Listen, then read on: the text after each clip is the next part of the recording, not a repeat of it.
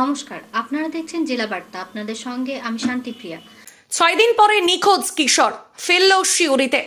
ময়ূরেশ্বর থানার বিজা লোকপাড়া গ্রামের বাসিন্দা দামোদর মণ্ডল বর্তমানে শিউরির নতুন ডাঙ্গালপাড়ায় থাকেন। গত 1 ফেব্রুয়ারি থেকে নিখোঁজ হয়ে গিয়েছিল তার 14 বছরের পুত্র প্রদীপ মণ্ডল।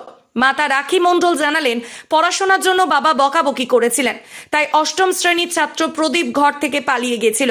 দীর্ঘ 6 দিন পরে জেলা পুলিশ প্রশাসনের সর্বাত্মক সহযোগিতায় গতকাল 6 ফেব্রুয়ারি রাতে বাড়ি ফিরল ওই কিশোর। তাকে বোলপুর রেল স্টেশন সংলগ্ন জায়গা থেকে উদ্ধার করা হয়েছিল।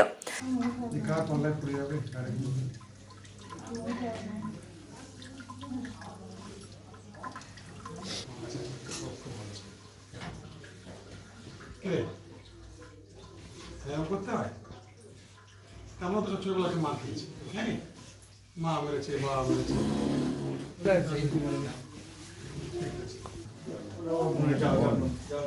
দাঁড়া, 1 মিনিট সামনে যাবো। হ্যাঁ, সামনে যাবো। হ্যাঁ, না না না, আর ওইভাবে বল। দাঁড়া দাঁড়া, তুমি চলো।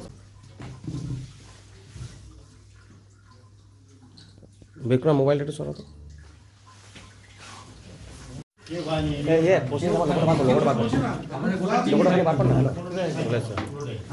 খোলা আছে, তোমার বাবা সব কত কান্নাকাটি করেছে কদিন।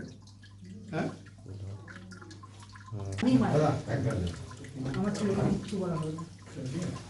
ওটাকে পিছনেটাকে মোহাম্মদ আমিন নাশরিদ ও পতিত পাবন বৈরাগ্যের রিপোর্ট, ভয় টিভি, শিউরি।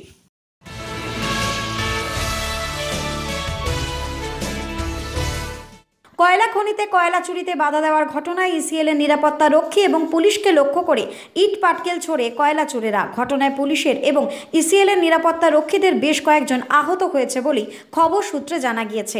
ঘটনাটিকে কেন্দ্র করে এলাকায় ব্যাপক উত্তেজনা ছড়ায়। ঘটনাটি আসানসোলের বারাবণী থানার কাপিস্টার বেগুনিয়া কয়লা খনির। খবর বুধবার ভোরে একদল কয়লা চোরেরা কয়লা খনিতে কয়লা চুরি করতে আসে। খবর পেয়ে ঘটনাস্থলে ইসিএল এর নিরাপত্তা রক্ষীরা পৌঁছায় এবং কয়লা চুরিতে বাধা দিতে গেলে নিরাপত্তা রক্ষীদের লক্ষ্য করে চোরেরা ইট পাটকেল ছোড়ে। খবর পেয়ে ঘটনাস্থলে আসে বারাবণী থানার পুলিশ। পুলিশকে লক্ষ্য করেও ইট পাটকেল ছোড়ে কয়লা চোরেরা। এই ঘটনায় পুলিশ এবং নিরাপত্তা রক্ষীরা কয়েকজন আহত হয়েছে বলেই সূত্রের খবর। পুলিশের একটি গাড়ির কাঁচও ভেঙে দেওয়া হয়েছে বলেই সূত্রের খবর।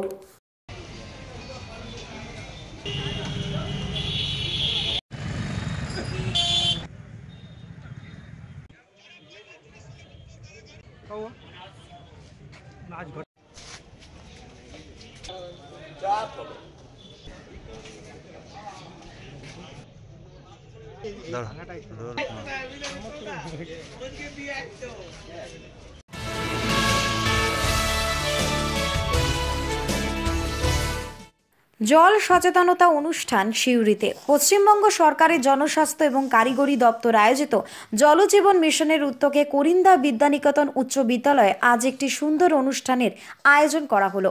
অনুষ্ঠানে উদ্বোধক হিসেবে উপস্থিত ছিলেন শিউরি 1 নম্বর ব্লকের সম্মানীয় বিডিও গৌতম মণ্ডল মহাশয়।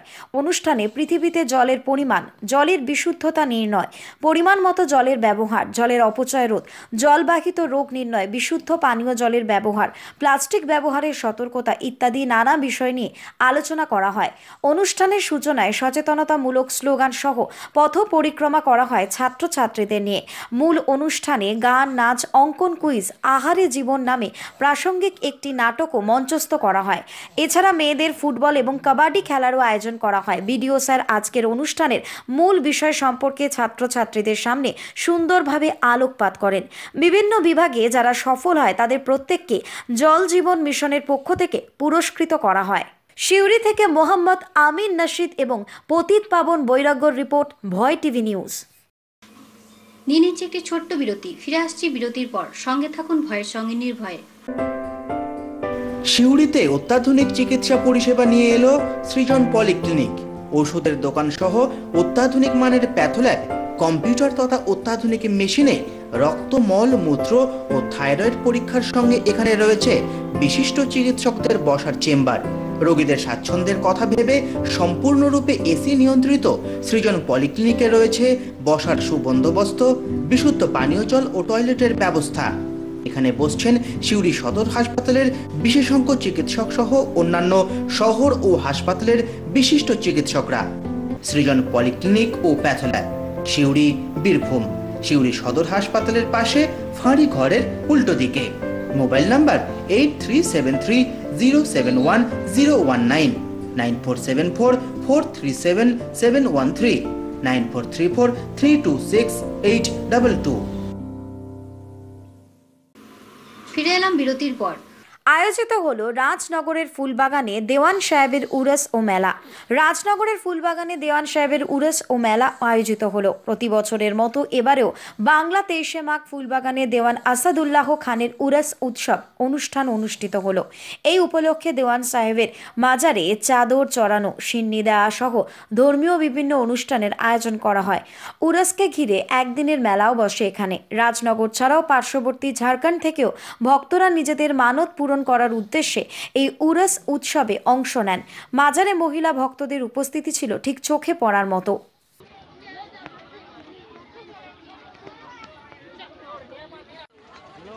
चखा चुकी है, आप चादर भी चखा चुके, आप नजराना भी दे चुके हैं। लिहाजा आपसे मोहब्बत मेरी गुजारिश है कि आपके पीछे जो सबसे खड़ी हुई है, आप उनको भी सिंगल चबाने का मौका दीजिए।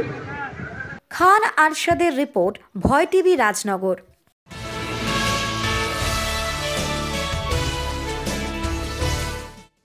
অবৈধভাবে মাটি কাটা রুখল গ্রামবাসীরা। মাটি বোঝাই ট্রাক্টর আটকে বিক্ষোভ গ্রামবাসীদের। হরিহরপাড়া থানার খিদিরপুর বালুর মাঠপাড়া গ্রামের ঘটনা এটি। গ্রামবাসীদের অভিযোগ, অবৈধভাবে জমি থেকে কেটে নেওয়া হচ্ছে মাটি। রাস্তাঘাটের অবস্থা এর ফলে বেহাল হচ্ছে, আর বেহাল রাস্তাঘাটের দরুন এলাকার মানুষজন ভীষণভাবে সমস্যায় পড়ছেন। ঘটনার খবর পেয়ে পুলিশ গিয়ে ট্রাক্টরটিকে আটক করে। অভিযোগ, দীর্ঘদিন ধরে এইভাবে অবৈধভাবে কেটে নেওয়া হচ্ছে ফসলের জমি। রীতিমতো মেশিন লাগিয়ে জল তুলে নিয়ে সেই মাটি কাটা হচ্ছে। অতএব মাটি কাটা রুখল এবার গ্রামবাসীরা। ঘটনার তদন্ত শুরু করেছে ইতিমধ্যেই স্থানীয় পুলিশ।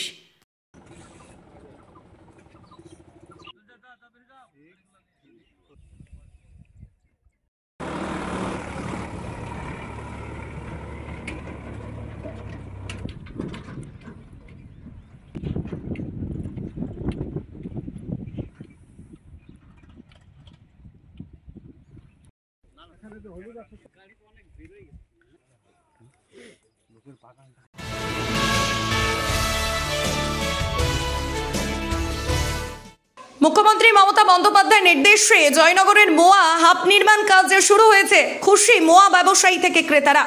স্বাদে গন্ধে অতুলনীয় জয়নগরের মোয়া। সেই মোয়ার মরশুম চলছে। এখন ব্যস্ততা তুঙ্গে উঠেছে মোয়া ব্যবসায়ীদের।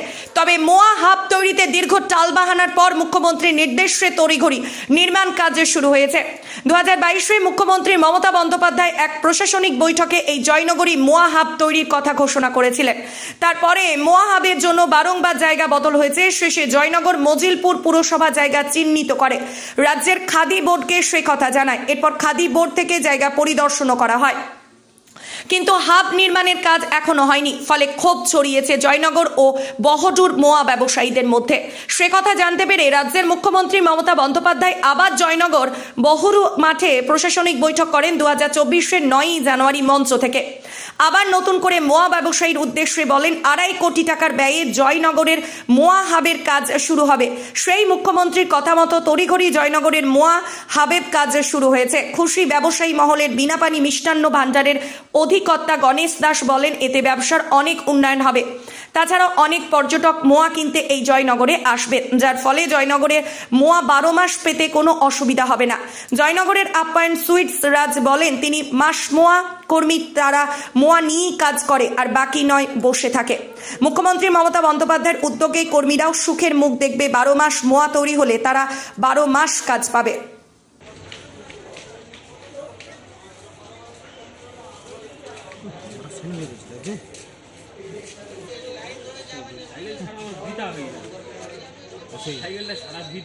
সালমান খানের রক পিকচারের মতো শুট মনে।